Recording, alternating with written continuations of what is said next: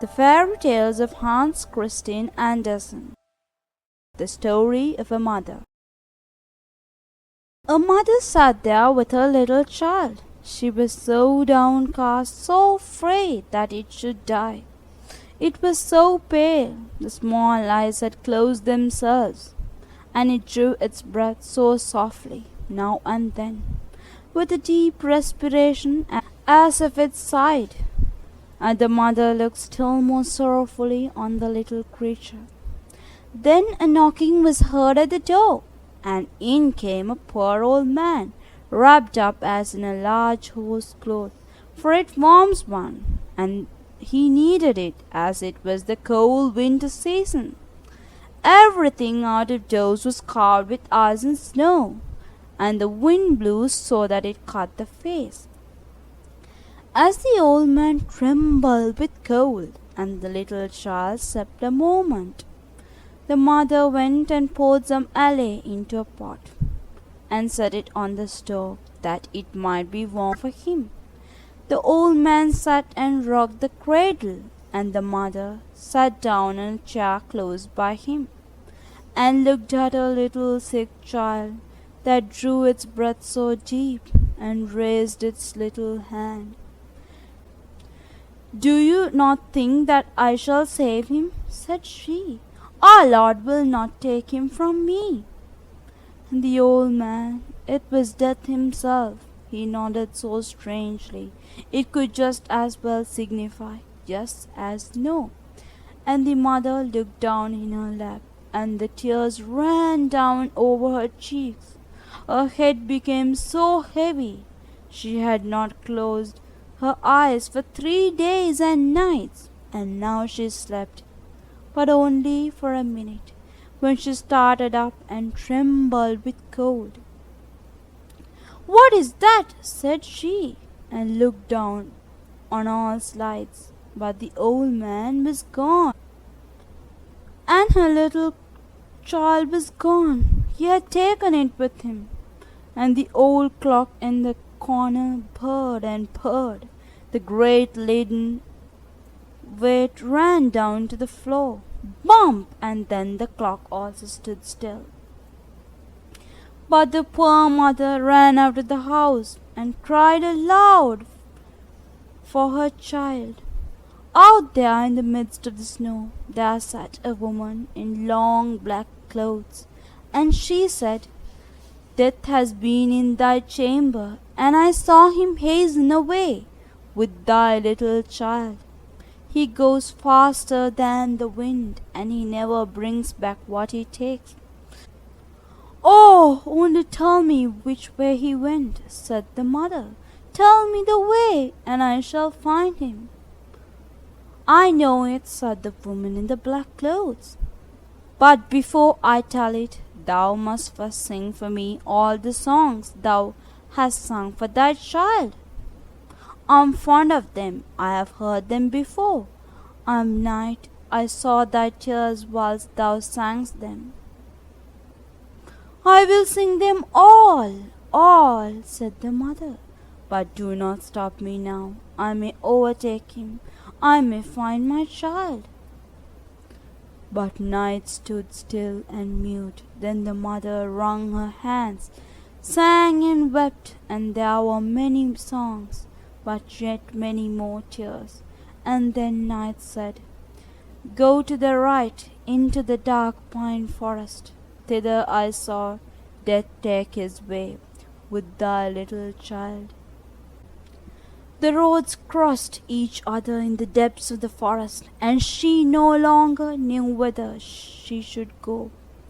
Then there stood a thorn bush. There was neither leaf nor flower on it. It was also in the cold winter season, and ice flakes hung on the branches. "Hast thou not seen Death go past with my little child?" said the mother. Yes," said the thorn bush, "but I will not tell thee which way he took, unless thou wilt first warm me up at thy heart. I am freezing to death. I shall become a lump of ice." and she passed the thorn bush to her breast so firmly that it might be thoroughly warmed, and the thorns went right into her flesh, and her blood flowed in large drops. But the thorn bush shot forth fresh green leaves, and there came flowers on it. In the cold winter night, the heart of the afflicted mother was so warm, and the thorn bush told her the way she should go. She then came to a large lake, where there was neither ship nor boat. The lake was not frozen sufficiently to bear her, neither was it open, nor low enough that she could wade through it, and across it she must go if she would find her child. Then she lay down to drink up the lake, and that was an impossibility for a human being. But the afflicted mother thought that a miracle might happen nevertheless. "Oh, what should I not give to come to my child?" said the weeping mother, and she wept still more, and her eyes sunk down in the depths of the waters, and became two precious pearls. But the water bore her up as if she sat in a swing, and she flew in the rocking waves to the shore on the opposite side, and where there stood a mile broad, strange house. One knew not if it were a mountain with forests and caverns, or if it were built up. But the poor mother could not see it. She had wept her eyes out. "Where shall I find Death, who took away my little child?" said she. "He has not come here yet," said the old grave woman, who was appointed to look after Death's great green house. "How have you been able to find the way hither, and who has helped you?" "Our Lord has helped me," said she. "He is merciful, and you will also be so. Where shall I find my little child?" "Nay, I know not," said the woman, "and you cannot see. Many flowers and trees are withered this night. Death will soon come and plant them over again. You certainly know that every person has his or her life's tree or flower.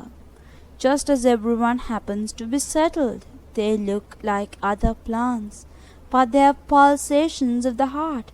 Children's hearts can also beat. Go after yours. Perhaps you may know your child's, but what will you give if I tell you what you shall do more?" "I have nothing to give," said the afflicted mother, "but I will go to the world's end for you." "Nay, I have nothing to do there," said the woman, "but you can give me your long black hair. You know yourself that it is fine and that I like. You shall have my white hair instead, and that's always something." "Do you demand nothing else?" said she. "That I will gladly give you."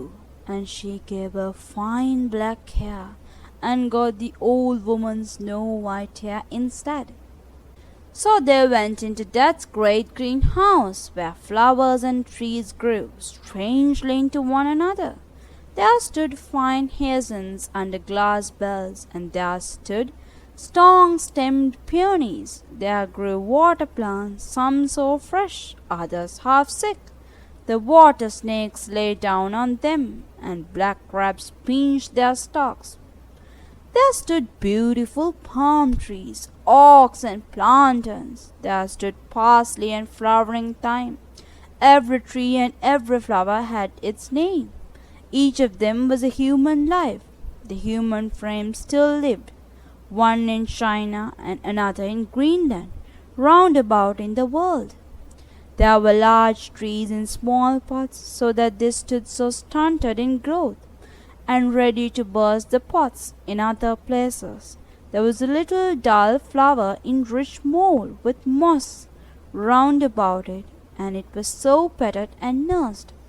But the distressed mother bent down over all the smallest plants, and heard within them how the human heart beat, and amongst millions she knew her child's. "There it is!" cried she, and stretched her hands out over a little blue croquet that hung quite sickly on one side. "Don't touch the flower," said the old woman. But place yourself here, and when death comes, I expect him every moment. Do not let him pluck the flower up, but threaten him that you will do the same with the others. Then he will be afraid. He is responsible for them to our Lord, and no one dares to pluck them up before he gives leave. All at once an icy cold rushed through the great hall, and the blind mother could feel that it was death that came. How hast thou been able to find thy way hither? He asked. How couldst thou come quicker than I? I am a mother, said she, and Death stretched out his long hand towards the fine little flower, but she held her hands fast around his, so tight, and yet afraid that she should touch one of the leaves. Then Death blew on her hands, and she felt that it was colder than the cold wind, and her hands fell down powerless. Thou canst not do anything against me, said Death. But our Lord can, said she. I only do his bidding, said Death. I am his gardener. I take all his flowers and trees and plant them out in the great garden of paradise, in the unknown land. But how they grow there, and how it is there, I dare not tell thee.